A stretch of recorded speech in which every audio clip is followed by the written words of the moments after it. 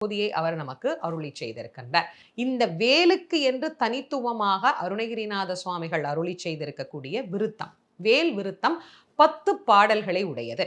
இந்த வேல் விருத்தத்தை பாராயணம் செய்கின்ற போது எவ்வகையான நலன்கள் நமக்கு கிடைக்கின்றது அப்படிங்கிறத சிந்தனை பண்ணணும். வேல் என்பது இருளை நீக்கி ஞான ஒளியை தரக்கூடியது.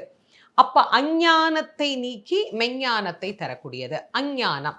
இப்ப நமக்கு இருக்கக்கூடிய அறிவு முழுமை பெற்ற அறிவா அப்படின்னா கொஞ்சம் யோசிக்க வேண்டிய விஷயம்தான்.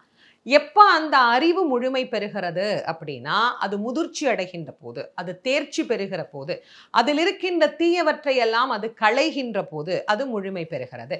இது யாரால் நடைபெறும்?